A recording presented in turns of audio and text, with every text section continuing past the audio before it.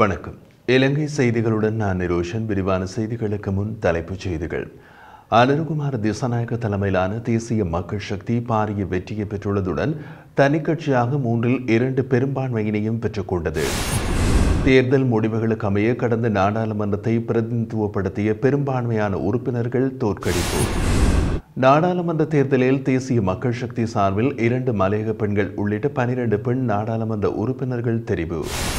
நாடாளுமன்ற தேர்தலில் இனம் மதம் என கட்டுப்படாத வாக்களிப்பில் நகரங்கள், கிராமங்கள், மாவட்டங்கள், மாகாணங்கள் அனைத்தும் ஒரே குரலில் பேசியுள்ளதாக ஆய்வாளர்கள் சுட்டிக்காட்டு.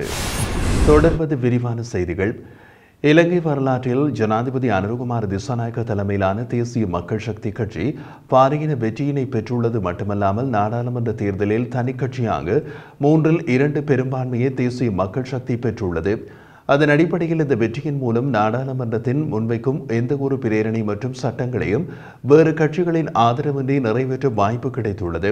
மட்டக்களப்பு தேர்தல் தொகுதியை தவிர்ந்த ஏனைய அனைத்து தேர்தல் தொகுதிகளிலும் தேசிய மக்கள் சக்தி முதலிடத்தை பெற்றிருந்தது. குறித்த மட்டக்களப்பு தேர்தல் தொகுதியில் மாத்திரம் 2ஆம் நிலைக்கு தள்ளப்பட்டிருந்தது.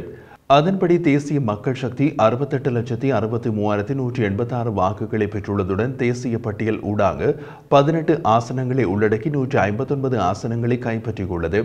சஜித் பிரேமதாச தலைமையிலான ஐக்கிய மக்கள் சக்தி 19,68,716 வாக்குகளை பெற்று 40 ஆசனங்களையும், தமிழரசு கட்சி 2,57,813 வாக்குகளை பெற்று 8 ஆசனங்களையும், புதிய ஜனநாயக முன்னணி 5,835 வாக்குகளை பெற்று 5 ஆசனங்களையும் பெற்றுள்ளது. அத்துடன் ஸ்ரீலங்கா பொதுஜன பெரமுன 3,50,429 வாக்குகளை பெற்று 3 ஆசனத்தை பெற்றுக் கொண்டுள்ளது.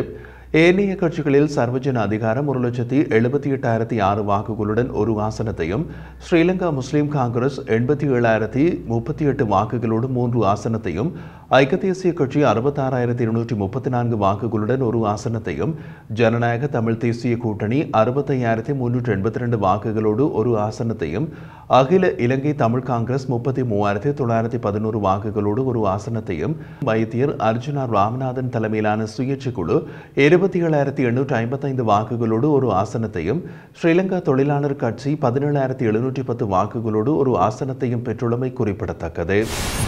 நடந்து முடிந்த நாடாளுமன்ற தேர்தல் முடிவுகளுக்கு அமைய கடந்த நாடாளுமன்றத்தை பிரதிநிதித்துவப்படுத்திய பெரும்பான்மையான உறுப்பினர்கள் தோற்கடிக்கப்பட்டு தேசிய மக்கள் சக்தி பெரும்பான்மை பலத்தோடு வெற்றி பெற்றுள்ளது.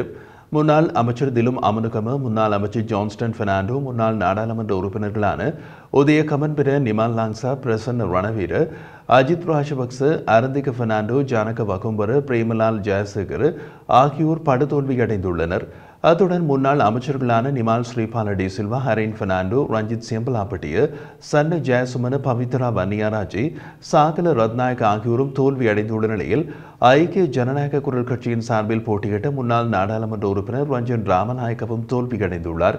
இதேவேளை முன்னாள் அமைச்சர்களான கஞ்சன விஜயசேகர, மஹிந்த அமரவீர, மனுஷ நாணயக்கார, ரமேஷ் பத்ரன, சசீந்திர ராஜபக்ஷ ஆகியோரோடு முன்னாள் தமிழ் அமைச்சர்களான டக்ளஸ் தேவானந்தா, சிவனேசதுரை சந்திரகாந்தன் மற்றும் முன்னாள் நாடாளுமன்ற உறுப்பினர்களான அங்கஜன் ராமநாதன், மனோ கணேசன், செல்வராசா கஜேந்திரன் ஆகியோரும் தோல்வியடைந்தனர். அத்துடன் தமிழரசு கட்சியில் போட்டியிட்டு கடந்த முறை நாடாளுமன்ற உறுப்பினராக தெரிவாகி இம்முறை ஜனநாயக தமிழ் தேசிய கூட்டணியில் மட்டக்களப்பில் போட்டியிட்ட கோவிந்தம் கருணாகரன் தோல்வியுற்றார். பதுளை மாவட்டத்தில் ஐக்கிய மக்கள் சக்தியின் சார்பில் கடந்த முறை பொது தேர்தலில் போட்டியிட்டு வெற்றி பெற்று அருணாச்சலம் அரவிந்தகுமார் மற்றும் வடிவேல் சுரேஷ் ஆகியோரும் இம்முறை தேர்தலில் தோல்வியடைந்தனர். இந்த நிலையில் 21ஆம் தேதி புதிய நாடாளுமன்றம் கூடவுள்ளதாக ஜனாதிபதி அனுருகுமார திசாநாயக்க வர்த்தமானி மூலம் ஏற்கனவே அறிவித்துள்ள நிலையில் பல புதிய முகங்களோடு நாடாளுமன்ற அமர்வு நடைபெறவுள்ளது. அதே நேரம் பொது தேர்தலில் வாக்களித்த மக்களுக்கு ஜனாதிபதி அனுருகுமார திசாநாயக்க தனது நன்றிகளை தெரிவித்து தனது எக்ஸ் தளத்தில் பதிவொன்றை இட்டுள்ளார். அதன்படி மறுமலர்ச்சி யுகத்தை ஆரம்பிக்க தோள் கொடுத்த அனைவருக்கும் நன்றி என்று அவர் பதிவிட்டுள்ளமை குறிப்பிடத்தக்கது. இலங்கை நாடாளுமன்ற தேர்தலில் முன்னொருபோதும் இல்லாத வகையில் ஜனாதிபதி அனுருகுமார திசாநாயக்கவின் தேசிய மக்கள் சக்தி மாபெரும் வெற்றி பதிவு செய்துள்ளது. 12 பெண் நாடாளுமன்ற உறுப்பினர்களில் 3 தமிழ் பெண்கள், அதிலும் குறிப்பாக 2 மலையக பெண்களும் தெரிவாகியுள்ளார்கள். அந்த நிலையில் பதுளை மாவட்டத்திலிருந்து அம்பிகா சாமுவேல் மற்றும் நெரோலியா மாவட்டத்திலிருந்து கிருஷ்ணன் கலைச்செல்வியும் நாடாளுமன்றத்திற்கு தெரிவாகியுள்ள மலையக பெண்கள் ஆவர்.